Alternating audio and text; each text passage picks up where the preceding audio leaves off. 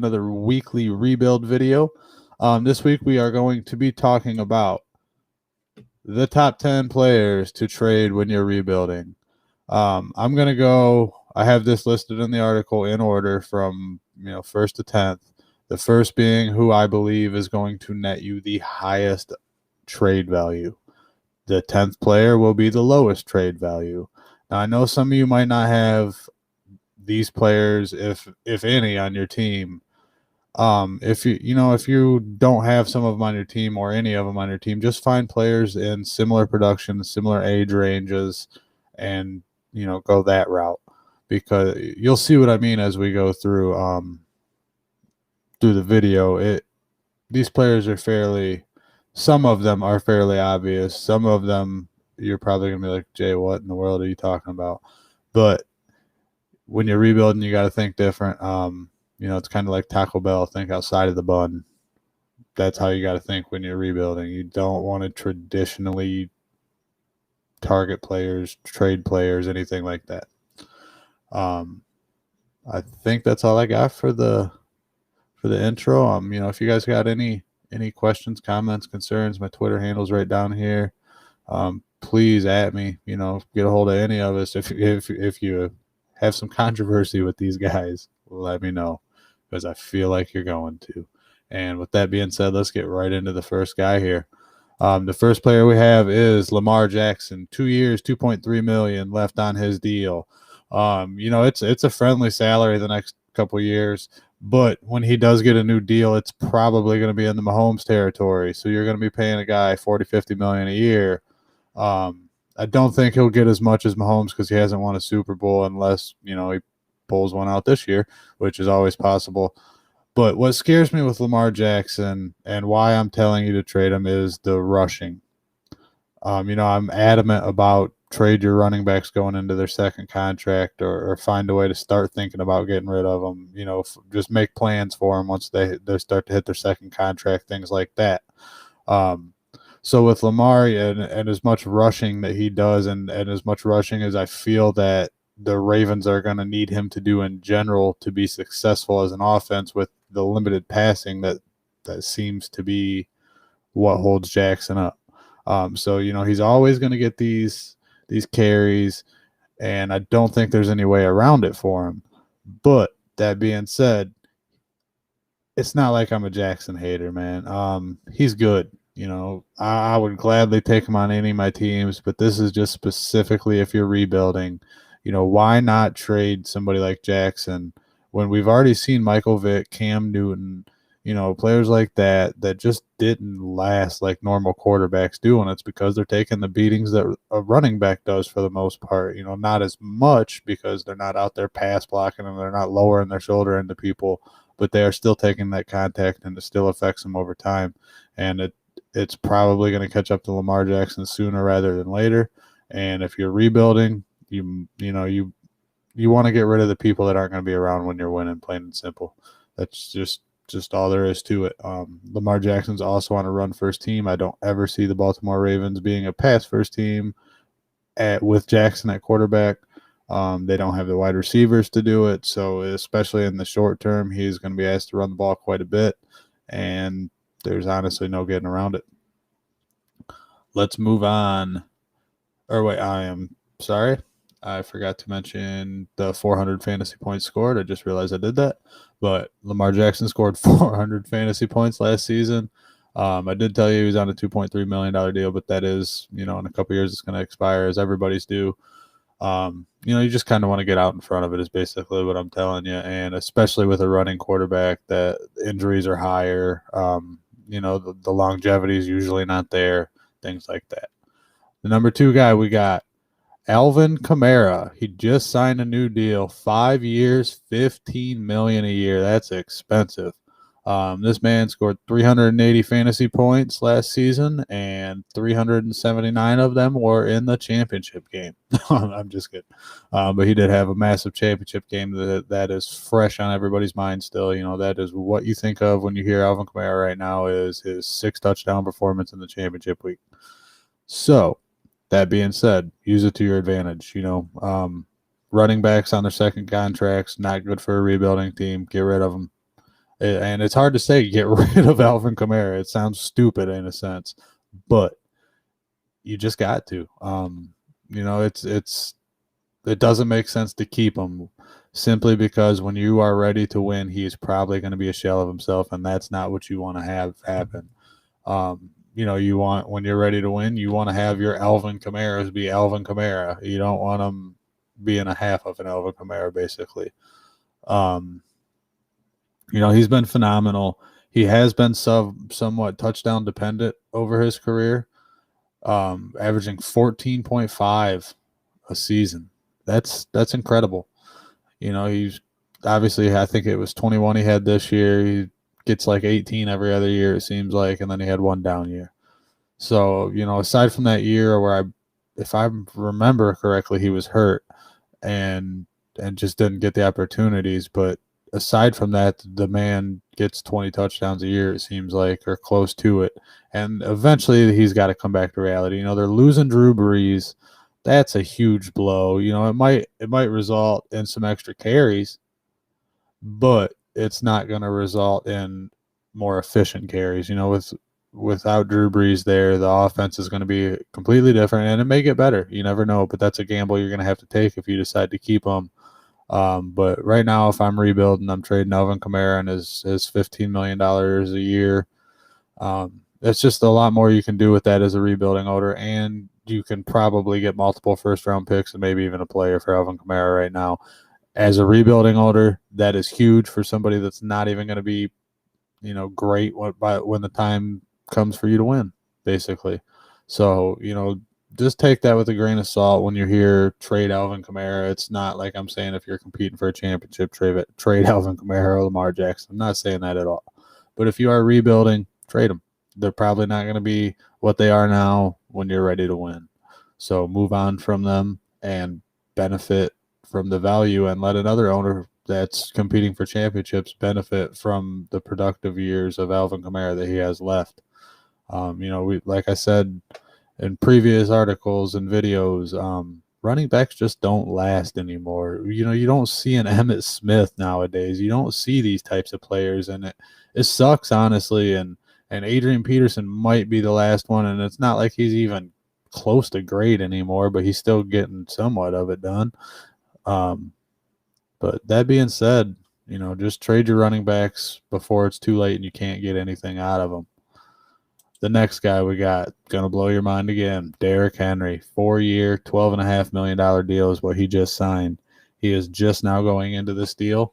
Again, Derrick Henry, what more can be said about the guy? Back-to-back rushing champ. Just runs people over with ease anymore, it seems like. He's just Mike Allstott on steroids, it seems like.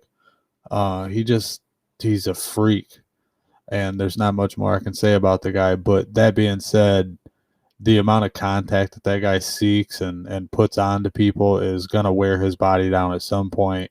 And as a rebuilding owner, again, you don't want to have this guy not be productive when you're ready to win. You want this guy, if you knew he was going to last 4 or 5 years more and you were going to be competing in 2 to 3, then maybe, yeah, you keep him. But it's highly unlikely with the kind of punishment this dude dishes out every time he touches the ball. I'd imagine even on a pass block, it would suck to get in Derrick Henry's way. He's just different. There's not many that we've seen come through the league recently like Derrick Henry. He's just an old school type back. He don't catch the ball much, but when he gets it, he's effective and he scores touchdowns and he runs people over and he gets 100-yard games pretty much week in, week out.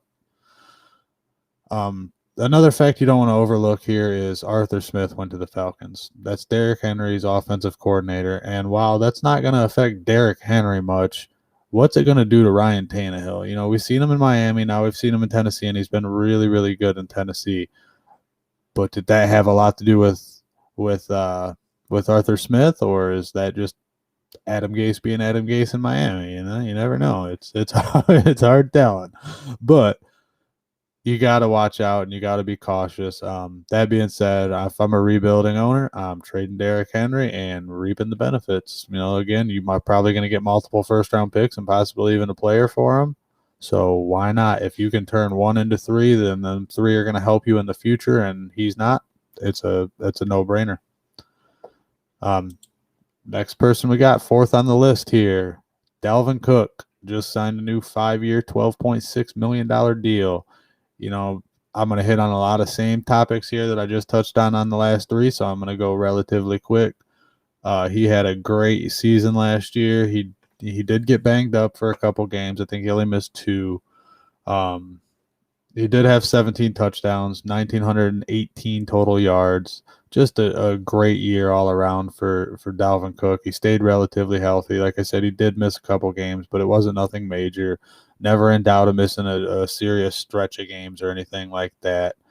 He did have 353 fantasy points scored. And again, he's going into a second contract. He's been injury prone. He takes a lot of hits. Just another situation where he's not going to be productive or as productive when you're ready to compete for championships. So turn him into a couple first-round picks and a player, or a couple players and a pick, or just whatever you can get out of him. Really, that's not just a complete rip-off. You don't want to give him away by any means, but get some value while you can. And I really mean that with this next guy, number 5. Probably one of my personal favorite players in the league, if not my completely favorite, or my absolute favorite. I just said that way wrong, so you guys can make fun of me over that one. But it's Zeke Elliott. 5 years, $15 million left. He's in the second year of this deal, and he just didn't look like himself last year. A lot of that has to do, more than likely, with Dak Prescott being out and the Cowboys' offense just looking like doo-doo all year. They kind of got going at the end, but they never fed the running game.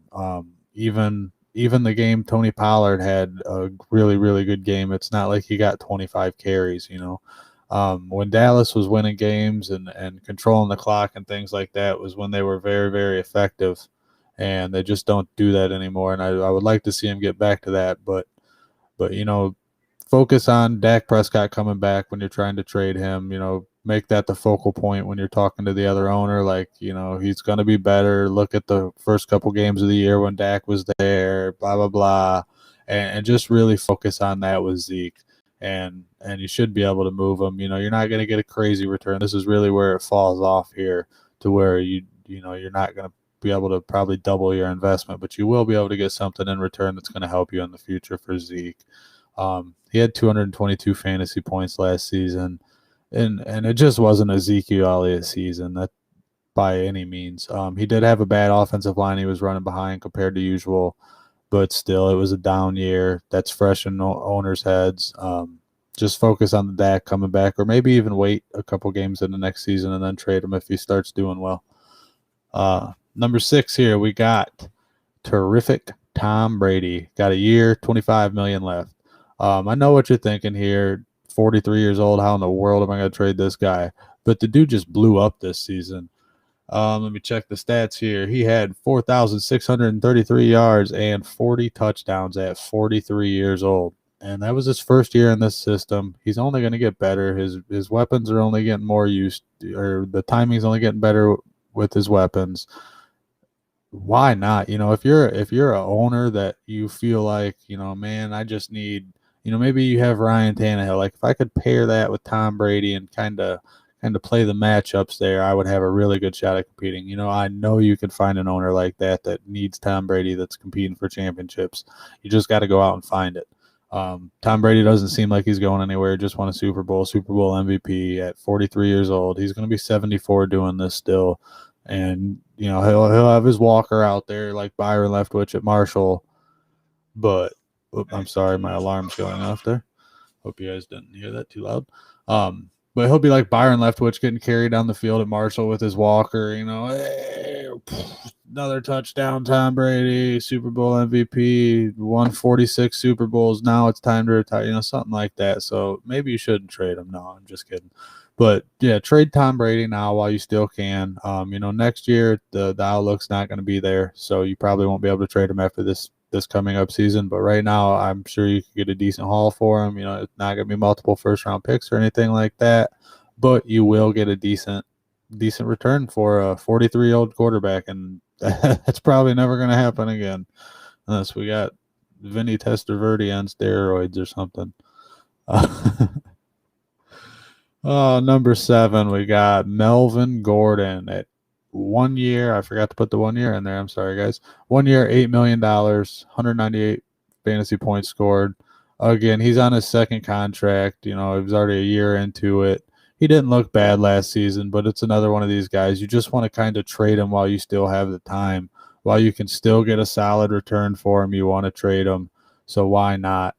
That's kind of what I got for Gordon. He was just under 1,000 yards this season. Phillip Lindsay fell off quite a bit at the end of the year, and you should be able to get value in return while the memories of the unproductive running back of last season are fresh in people's heads. I'm sure people would have killed to have Melvin Gordon on their roster last year in most situations, just as bad as the running back position was in general last season and how scarce production was. Let's go to the number 8 player here. We got Tyler Lockett, 1 year, $10.25 million, and he had 271 fantasy points scored on the season. Nobody was really more inconsistent than Tyler Lockett last year, but he had them huge blow-up games. You could probably blame it on the inconsistent Seattle offense. The bad offensive line play. They're trying to rectify that. What could put a damper on this trade here is the Russ drama situation. Him not being happy in Seattle or something like that. So you might have a little bit of trouble trading him there. But your best bet here, just kind of wait till that dies down, wait till Russ is happy, and then go ahead and start trying to trade him. Lockett did overall have a good year. So when you're trading him, don't focus on the game by game stuff. Show the owner his yearly stats. The guy had over 1,000 yards, 10 touchdowns. I think it was 1,050 yards total. He had 10 touchdowns. Overall, that's a great season if you're just looking at it in a broad sense. So try to focus on that if you're trying to trade Tyler Lockett, and hopefully the other owner will bite and maybe. If he was more consistent, Tyler Lockett would probably be ahead of Zeke Elliot on this list. So if you play it right, you could get a significant haul for Lockett. I wouldn't necessarily say a ton, but you could get a decent haul for that for Tyler Lockett. He's a good PPR receiver, and as you all know, Dynasty Owner is a PPR format. So that being said, trade Tyler Lockett, and if you're a contending owner, you'll probably want to acquire him, honestly. Number 9, we got Brandin Cooks, 3 years, $16.2 million, 232 fantasy points scored. I feel bad for the guy, honestly, and if you read the article, you'll see that I mentioned this in there too. It just seems like he finally found a home. He gelled well with Deshaun Watson, especially at the end of the season. And now Watson don't want to be in Houston, and it has nothing to do with Cooks, but he's kind of stuck in the middle of it. He said he doesn't want to get traded again. He just wants to stay put, and hopefully Houston can figure this out and keep Watson or find a way to get a decent quarterback in there, and that way Cooks just isn't a complete bust. But right now it's going to be tough to trade him again. You might want to either trade him now and take what you can get, or wait and see how the Watson situation plays out and see who's in Houston under quarter or under center and play it that way. There's a couple different routes you can go there. Really, the choice is yours and the other owners in your league on how they feel about Brandin Cooks and the situation down there in Houston. And last but not least, we have Adam Thielen, 4 years, $16 million, 254 fantasy points scored on the season. He's 30 years old. Outside of his touchdown weeks, for the most part, he had a couple decent 100-yard games, but for the most part, he was just unstartable most weeks. And you kind of don't want to hold on to that, especially at this salary. If you can get rid of him to a contending owner, I suggest you do it and do it fast, because probably a couple weeks into the season, unless he's blowing up, he's not going to be worth anything. And definitely by next offseason, you're not going to be able to get rid of Thielen. So just try to move him if you can. I'm sorry if you can hear my daughter yelling in the background. Um, but if you can trade Thielen, go ahead and trade him and try to get what value you can out of him now while you still can. He did have a decent season. He had 14 touchdowns. He had 925 yards receiving, so it's not like he was horrible. But again, it came in spurts and it came in touchdowns a lot for his fantasy points. I think that's all I got for you guys this week. Like I said, if you guys have any differing opinions on these players or you just want to criticize it a little bit or whatever, get a hold of me on Twitter, leave a comment down here on YouTube. All the same goes with the other writers. If you ever want to, if you disagree with something they say or you got questions about it, just leave a comment. We'll always answer. And as far as me, I have been not as active as I would like on Twitter lately. That will change here in the coming weeks. Just a really, really kind of crazy time with, I got 2 toddlers. I have a 10-year-old, he's going through some things, just the kids running around. It's been a really busy time. Work's been crazy. So I will be getting back into the swing of things on Twitter and being more engaged on there here in the coming weeks. It's really a goal of mine to make sure I'm more active on there for you guys, and that way I can communicate better. But that being said, that's all I got for you guys. Good luck on your 2021 Chase for the Ring, and we'll see